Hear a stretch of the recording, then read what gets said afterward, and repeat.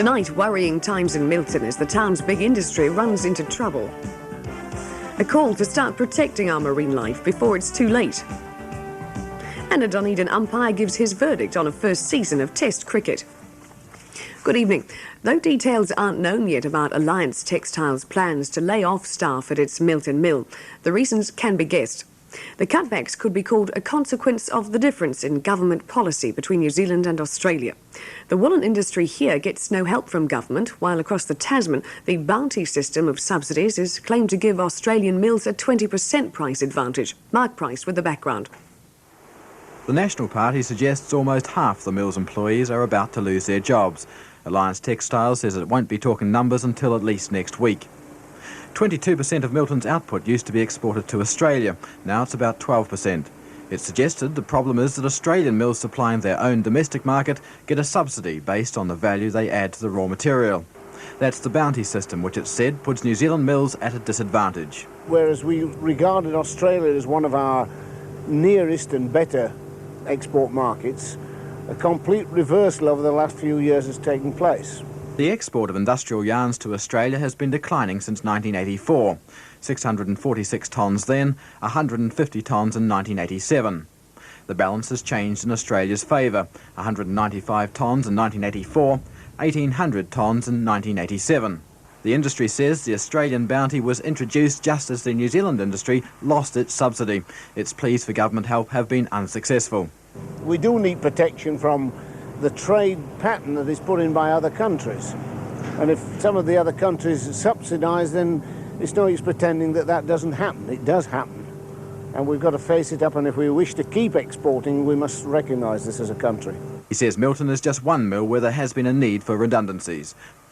An Auckland marine biologist says this country must designate 10% of its coastline as marine reserve as soon as possible.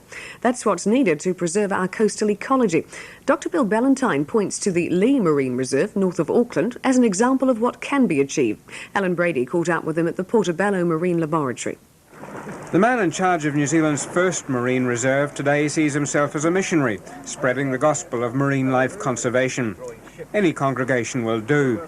This morning, accompanied by the director of the Portobello Marine Laboratory, Dr. John Gillette, he was spreading the message to children from the Halfway Bush School, who happened to be on an outing to Portobello. Dr. Ballantyne finds it alarming that a country which has set aside over 20% of its land area for recreation and the protection of native plant and wildlife has largely ignored its coastline and marine life. But he's beginning to see a change of attitude. I'm finding that as I go around now, not only do people not get angry at the mere thought of marine reserves, they're already interested. And when I use figures like 10%, while I don't necessarily get immediate agreement that it happens on their doorstep, they're mostly in favour of the idea as in principle. The Lee Marine Reserve came into being 12 years ago after years of bitter argument and dissent. Fishing is totally prohibited, but groups which felt the reserve would interfere with traditional rights have changed their minds, according to Dr. Ballantyne. Local fishermen, in particular, who were pretty split about it to begin with, now feel that the fishing outside the reserve is enormously improved by the fact that we've got a marine reserve which can build up stocks, high-density stocks of large fish that breed well. In fact, we've got 20 times the density of crayfish inside the reserve than anywhere else. They're bigger, they're growing, and that means that that little bit is supplying as many eggs and larvae to the surrounds as the next 100 or more kilometres of coastline. Similar reserves covering 10% of New Zealand's coastline, argues Dr. Ballantyne, would help to preserve the coastal ecology and provide a huge boost to commercial fish populations. In the south, there are many parts of the coast, from Stewart Island to the Otago Peninsula, which he says should have reserve status. Well, I don't come down and tell locals how to organise their particular business. I'm pointing out the advantages of the idea, but I have been in the Catlins. I've often worked around this peninsula, up at Shag Point and places, and I think you've got plenty of places here that would make really good reserves, yes. The Otago Chamber of Commerce is holding a public meeting tonight to thrash out the pros and cons of a nickel smelter, but the meeting's to be held in committee. The Chamber says that's to avoid people posturing before the media. It will involve people representing business, conservation, Māori and harbour interests. The Oamaru Licensing Trust says it's already taken steps to regain profitability after the worst year in its history. The trust ended 1988 with an operating loss of $750,000, including more than $280,000 on its trading operations. Accommodation was down 23%, meals down 14%. And there was a fall in the gross profit on liquor sales. George Burke has been looking at the situation. The Oamaru Licensing Trust has been serving Oamaru for the past 27 years. This year, for the first time, they made a loss, and they've been roundly criticised for it. The Trust's operating loss hit the headlines in the town's evening paper, the Oamaru Mail. The paper also drew responses from local MPs Warren Cooper and Jim Sutton. Warren Cooper said he's no sympathy at all for the Trust and all outlets would be better off in private hands. Sitting member Jim Sutton agreed, saying he'd prefer to see the Trust dismantled and its assets used to provide capital for new ventures. The liquor trade could then be left to the professionals. But acting chairman of the Trust, Ken McDermott, says after more than 25 years' experience, the Trust is run by professionals and will be carrying on. The Trust has got a fairly solid performance in the past, and in no way is the Trust looking shaky or in a non-viable situation. As regards the first part of the question, are we attracting enough customers to the Trust? I think we are competing favourably on prices. I do think our accommodation prices are of a good high standard compared with private trade. We're just not getting the number of tourists coming through the area. We're not getting the commercial travellers coming through in the same numbers that they used to with the downturn in business over the last 18 months. But we're looking forward to an improved performance, and I'm sure we're going to get it. But even to the casual observer, it's obvious the Oamaru outlets do little to keep the Trust afloat. For a long time, the Trust has run one of the scruffiest bars in New Zealand, the Snake Pit on the town's main street. 2 policemen were badly beaten and injured in here last year. The only other outlet the Trust has in the town centre is the upmarket Totura bar at the Bryden Hotel, which seldom attracts customers in any numbers. At the north end, you could fire a cannon through the bars of the Northside 7 most nights without hitting anyone.